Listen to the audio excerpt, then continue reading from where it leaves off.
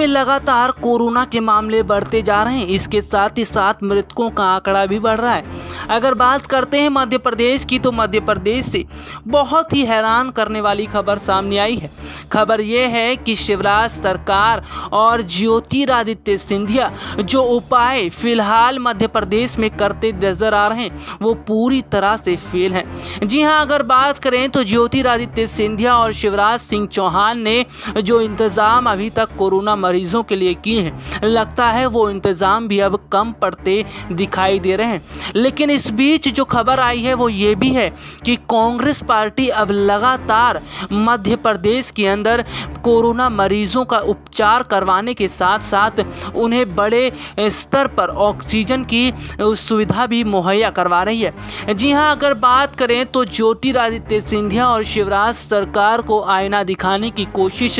की है कमलनाथ और दिग्विजय सिंह ने। जिस तरह से मध्य प्रदेश के अंदर कोरोना के संक्रमण बढ़ रहे हैं उसे देखते हुए मध्य प्रदेश के अंदर कांग्रेस पार्टी बिल्कुल भी राजनीति नहीं कर रही, क्योंकि कांग्रेस पार्टी ये बात जानती है कि मध्य प्रदेश के लोगों की जिंदगी बचाना कितनी ज़्यादा ज़रूरत है। और सबसे बड़ी बात तो ये है कि जिस तरह से कमलनाथ और दिग्विजय के साथ मिलकर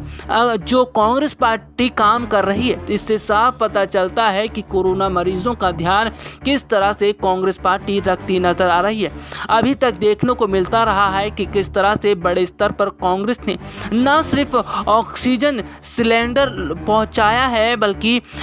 मास्क और अन्य जरूरी चीज़ें भी वो मध्य प्रदेश के लोगों को दिखाती नजर आ रही है। और सबसे बड़ी बात अगर देखा जाए तो कुल मिलाकर स्थितियां कुछ इस तरह की हैं। कांग्रेस पार्टी पूरी तरह से शिवराज सरकार और ज्योतिरादित्य सिंधिया को आईना दिखा रही है। यानी कि देखा जाए तो ज्योतिरादित्य सिंधिया और शिवराज सरकार के सभी दावे खुलते नजर आ रहे हैं। जिस तरह से ज्योतिरादित्य सिंधिया ने इंतजाम किए थे वो सभी इंतजाम तो फेल हो ही रहे हैं, लेकिन अगर देखा जाए तो फिलहाल ज्योतिरादित्य सिंधिया के सामने भी ये सवाल खड़ा हो रहा है कि जिस तरह के बड़े बड़े दावे उन्होंने किए थे, जिस तरह से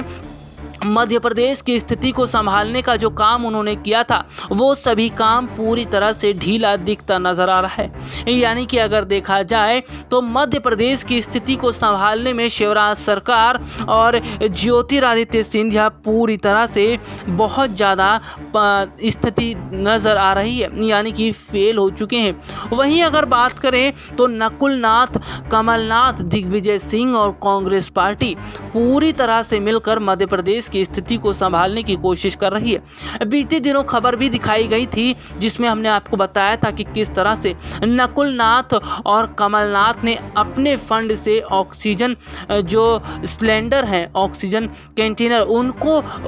लोगों तक पहुंचाया था, उसको प्रशासन के हवाले किया गया था। यानी कि सबसे बड़ी बात तो यह है कि अपने खर्चे पर जिस तरह से कांग्रेस पार्टी काम कर रही है और नकुलनाथ और कमलनाथ ने जो काम किया है ये वाकई में यहाँ पर देखा जाए तो काबिले तारीफ रहेगी। लेकिन ज्योतिरादित्य सिंधिया और सबसे बड़ी बात तो यह है कि शिवराज सरकार को ये दिखा दिया गया है कि उनके सारे इंतजाम फेल होते नजर आ रहे हैं। हालांकि अगर बात करें तो शिवराज सरकार मध्य प्रदेश में स्थिति को संभालने का पूरा काम कर रही है और इसके साथ ही साथ अगर देखा जाए तो जिस तरह के हालात मध्य प्रदेश में नजर आ रहे हैं उसे देखकर ऐसा लग रहा है कि संक्रमण की दर मध्य प्रदेश में फैलती नजर आ रही है। लेकिन इन स्थितियों को संभालने में सिंधिया और शिवराज पूरी तरह से फेल नजर आ रहे हैं। सबसे बड़ी बात यह है कि बीते दिनों देखने को भी मिला था कि ज्योतिरादित्य सिंधिया ने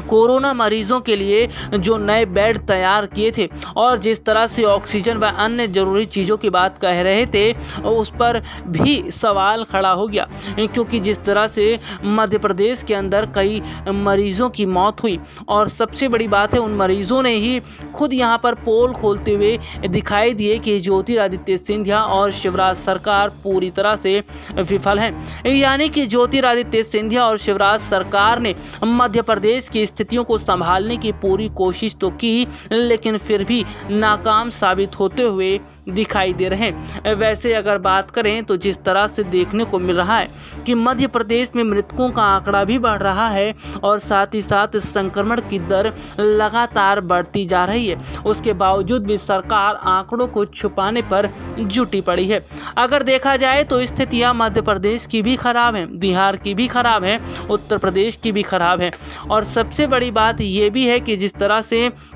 सरकारें फेल होती नजर आ रही है और वहीं दूसरी तरफ मध्य प्रदेश में कांग्रेस पार्टी जिस तरह से लगातार मध्य प्रदेश की जनता के लिए काम कर रही है, भले ही मध्य प्रदेश में कांग्रेस विपक्ष की भूमिका में है, लेकिन जिस तरह से बड़े स्तर पर वो मध्य प्रदेश की जनता को बचाने में जुट गई है, ये अपने आप में बताता है कि ऐसे समय में राजनीति न करने की बजाय कांग्रेस पार्टी पूरी तरह से मध्य प्रदेश के लोगों की जिंदगियों को बचाने में जुट गई है। ऐसे में मध्य प्रदेश में जिस तरह से विपक्ष भूमिका निभा रहा है, जिस तरह से कांग्रेस पार्टी मध्य प्रदेश के अंदर काम करती हुई नजर आ रही है, इसे देखकर केंद्र सरकार को सीखना चाहिए। इसे देखकर केंद्र सरकार को समझना चाहिए कि सत्ता पक्ष के ये लोग, सरकार जिस तरह से अपनी नाकामियों को छुपाने के लिए विपक्षी पार्टियों पर निशाना साध रही है, विपक्षी पार्टियों को घेर रही है, लेकिन फिर भी अगर देखा जाए तो विपक्षी पार्टियां जिस तरह से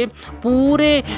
स्थितियों के साथ काम करती नजर आ रही है, यानी कि पूरी तरह से जनता के लिए काम करती नजर आ रही है और साथ ही साथ सरकार की सच्चाई भी बताने की कोशिश कर रही है। यानी कि एक तरफ अगर देखा जाए तो कांग्रेस पार्टी सरकार की सच्चाई भी बता रही है और इसके साथ ही साथ देश की जनता को सच से अवगत भी कराया जा रहा है। मौजूदा समय की अगर बात करें तो देश में कोरोना संक्रमण बढ़ता जा रहा है, लेकिन अगर सरकार ने वक्त रहते बड़ा कदम उठाया होता तो शायद स्थितियां इतनी खराब नहीं रहती। लेकिन अब देखने को मिल रहा है कि जिस तरह से बड़े स्तर पर कालाबाजारी हो रही है और कालाबाजारी होने के साथ ही साथ लोगों की जिंदगियों के साथ भी खिलवाड़ हो रहा है और सरकार का पूरा ध्यान एक और सेंट्रल विस्टा प्रोजेक्ट पर लगा हुआ है। जी हाँ, वही सेंट्रल विस्टा प्रोजेक्ट जिसकी लागत 13,000 कुछ करोड़ रुपए की है और ऐसे में पता चलता है कि देश में एक तरफ कोरोना की वजह से भयावह स्थिति देखने को मिल रही है और सरकार पूरी तरह से सेंट्रल विस्टा पर ध्यान दे रही है। यानी कि सरकार का ध्यान देश की जनता की तरफ नहीं है, कोरोना मरीजों की तरफ नहीं है, दवाइयों की तरफ नहीं है, अस्पतालों की स्थितियों की तरफ नहीं है। सरकार का ध्यान तो सेंट्रल विस्टा प्रोजेक्ट की तरफ है। ऐसे में देखना चाहिए जिस तरह से छत्तीसगढ़ के मुख्यमंत्री भूपेश बघेल ने बड़ा कदम उठाते हुए ऐलान कर दिया था कि अब उनके यहाँ कोई निर्माणाधीन कार्य नहीं होगा। जिस तरह से वहाँ पर नए भवन बनाए जा रहे थे और जिस तरह से अन्य सरकारी जो काम चल रहा था उन सभी सरकारी कार्यों को भूपेश बघेल ने रोक दिया। यानी कि देखने को ये मिला कि छत्तीसगढ़ सरकार वो जनता के बारे में सोच रही है और दूसरी तरफ केंद्र की सरकार वो सेंट्रल विस्टा प्रोजेक्ट के बारे में सोच रही है। कितनी हैरानी वाली बात है। SPN 9 न्यूज़ रूम की रिपोर्ट।